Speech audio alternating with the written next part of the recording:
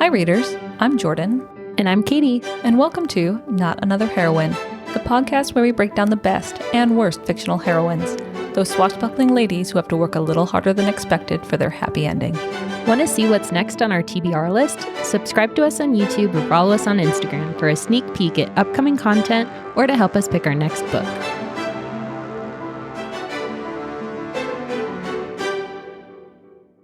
What do we do again? How does this work? Music has to come out of my mouth. Are you going to do it? No. Hell no. It's the pick of the week. That was like our ASMR. Why are you looking at me sideways? I don't like it. Oh, whoa. Did you never watch those ASMR videos? No. Whoa. That was like a whole thing. What was that, like early 2010s? No. I like the soap ones. The soap what? Yeah, they like crinkle soap and it makes... Jordan is giving me the craziest look right now. This is probably like the generational gap. Did you listen to ASMR videos or not? What is ASMR? I know what it stands for. I know my partner explained it one time to me and I just brain dumped it. Autonomous sensory meridian response. Hell no. It's a tingling sensation that usually begins on the scalp and moves down the back of the neck and upper spine. I don't know what all that means, but it's just people making fun noises on objects. That makes me want to stab something. Wow. We also established earlier that in the grumpy sunshine dynamic, Jordan is the grumpy one because she doesn't like grumpy sunshine. And I think that is also indicative of a grumpy sunshine relationship. And actually, this book is a Grumpy Sunshine book. Oh, good segue. Yeah, thank you for that. Thanks for the setup. I appreciate it. My pick of the week is The Undertaking of Hart and Mercy by... I didn't write the author's name down. Could you help a girl out? But while you're doing that, this was recommended to us by... Taylor.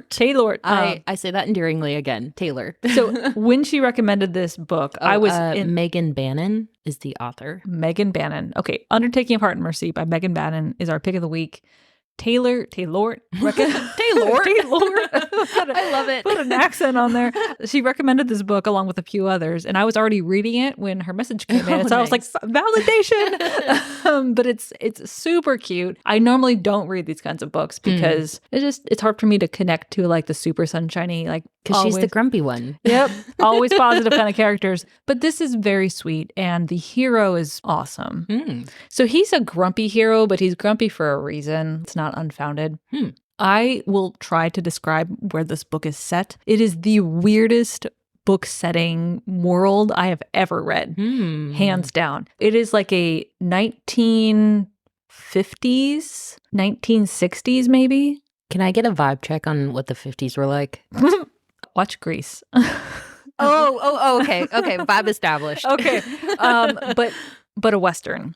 So it's like it's set in like a border Western town that there is some technology, but not a lot. It's like technology stopped developing. So there's like refrigerators and stuff, but like not computers. And yeah, so that's the world. And it's also like an alternate reality world where there's like an entirely different pantheon of gods. And there were the old gods and that were banished. And then there was these new gods. And then there is within this contemporary Western world, you see, you're looking at me like I'm high.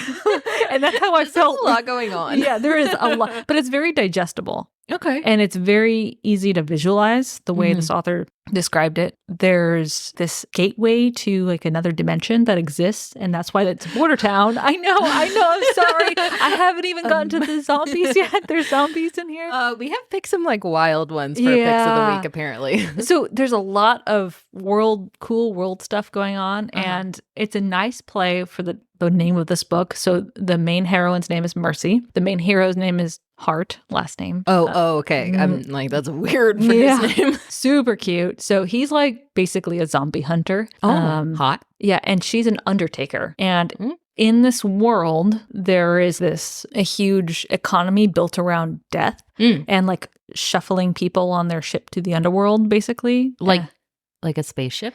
No. That was adorable. No, so you know in Greek mythology where like the dead person would be on the boat with the on the river Styx. Oh, so Styx. There we go. Karen. not Karen like Karen, Oh, but Charron. Oh, I always read it as like Charon. I like started with CH and stopped. That thing. Yeah. So it's a play on that. So there's some like Greek mythology elements going on in here too. That is a lot. There's a lot going on. It's really unique, which is hard to find in any book now because there's so many books out there. Huge economy around death. It's not like this negative thing. Like there's still like, oh, people don't want to die. Like, but there's a confirmed afterlife kind of thing. So there's a different perspective to it. So she loves being an undertaker. She builds fancy coffin boats for people and sells coffin boats. That's what I'm going to call them. And these are just, I am like taking the punches on this. It's weird. So she has this very like contentious relationship with Hart, who has to bring in like undocumented zombies that he kills. No, I know. Yeah, so there's two like funeral parlors in this border town, and like they both have a license from the government to process these zombies from the alternate dimension. And so I feel like you're missing like a tin hat. No, it's really strange. Okay, so all of this stuff is going on. Yeah. It's mostly a romance. Okay. Yeah, so like Grumpy Sunshine, she's Sunshine despite dealing with dead bodies all day. And he's like, I'm going to save the world, but I'm grumpy about it. And like, I'm not happy. Out of spite. And they don't get along really well. But I forgot about the postman. Okay, so and the mailman. So it's like everything in the kitchen sink. It's like everything in the mailman. You're not going to believe that. You're not going to believe this. Oh no. So letters and mail are delivered by the former couriers of the gods. So the old gods. Like, who's the winged guy with the little? I know what you're talking about. Okay, yeah. Kind of. These were all the messenger pigeons for the old gods. And when the old gods got banished, the messenger pigeons, they're not pigeons, but they're like the couriers, right?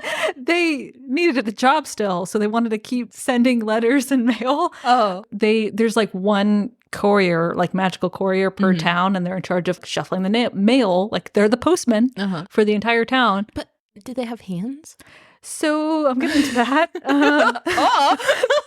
They're animals, but like big animals, like oversized owls and like rabbits, and they wear like vests and top hats and like have little like cute things going on. So they're like, when we say big, how big? Like human size. At least that's how I picture it. Like kind of Alice in Wonderland vibes going on here. Oh, that's horrifying. But they're super funny. Like they all have different personalities. And so one day, and like they know where the letters are supposed to go with like addresses. They're like, oh, here, like this goes to this person. They're like, wow. They can find wherever you are. Oh, okay. It's kind of cool. Yeah. They're very sassy. And you have to tip them. Like, where's my money? Where's my $1 for your letter, bitch? So one day, I forget who gets the first letter, but Mercy gets a letter from a friend who just pours their soul into this letter. Shit. Like, I'm so lonely. Like, I just need someone to talk to. Oh. And like I wish I could remember the name of what they call these couriers. Yeah. And the courier's like, yep, I'll make sure it gets to the right place. And they deliver it to Mercy. I think she gets it. Shit. And she's like, oh, this poor little bunny. Oh my God. And so she writes back and her little courier messenger takes it to Hart. So they start corresponding without knowing. Meanwhile, they hate each other. Yeah. So it's one of those like fall in love via letter things. I know. I have a thing for that. I was about to say. It's just, which is so funny. Like you're the grumpy out of the Grumpy Sunshine, but you're like secret letters. I love it so much. Anyway, so as they're exchanging letters, like Hart and Mercy, like kind of have a truce, and where they start to become more friendly. Okay. The romance develops, and she doesn't know, but he knows. He eventually figures out it's her because in a letter they agree, like, I think we need to meet. Yeah. Let's meet at the local cafe and I'll have a book and a flower. And he is a sidekick character who's also hilarious. Yeah. So he pulls a sidekick, just look and see who it is and just so he sees that it's Mercy and he's like, what the fuck do I do? Oh no. And eventually Hart and Mercy, not the letter writers, like end up sleeping together, and they have they have some pretty raunchy sex scenes in this book too. Everything, and anything is in this book. Well, yeah. I know. So with a caveat, I haven't finished it yet. I'm at like 70%, and it's not because it's bad. Yeah. It's just I hit like a lull in my reading. That's fair. You got like 8 K-dramas you're watching, so it checks out. I don't want to talk about it. It feels like an obsession at this point. That's fair. Yes. So this book is super cute. I haven't finished it yet, but I plan to, and it's really good. Yeah. Very different. That's fair. If you liked You've Got Mail, the movie with Tom Hanks and Meg Ryan and the whole letter thing, because it's one of my favorite movies in the whole world. I wonder why.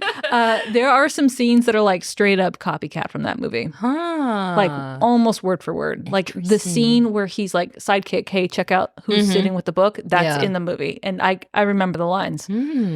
So there's a lot of like pulled from You've Got Mail. Interesting. If you liked earlier pick of the week, Divine Rivals by Rebecca Ross. It's also got a letter thing. I'm going to just do a whole series in this show of letter books. It's kind of fair. And then, actually, I thought of a third book. Oh. So it's a Regency romance. It's called Love in the Afternoon.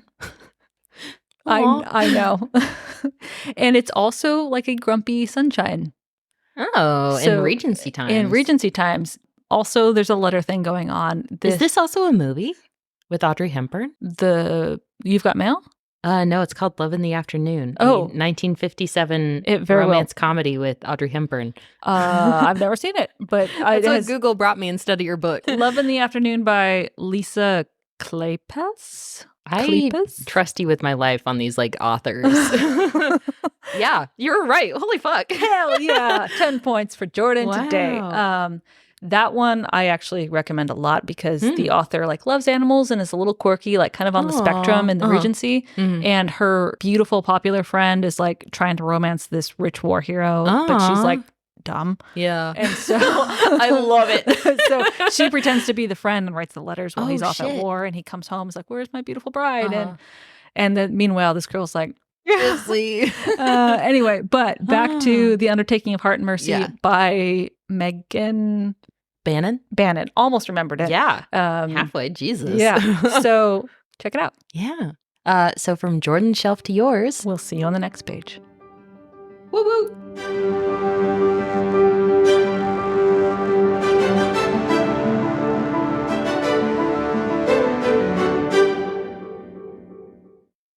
Hi, readers. If you'd like to help us pick our next book, send us a message on Instagram. Or if you'd like to just listen, we post new episodes every Monday and Wednesday on Spotify, Apple, and Amazon. Thanks for listening. Bussin'.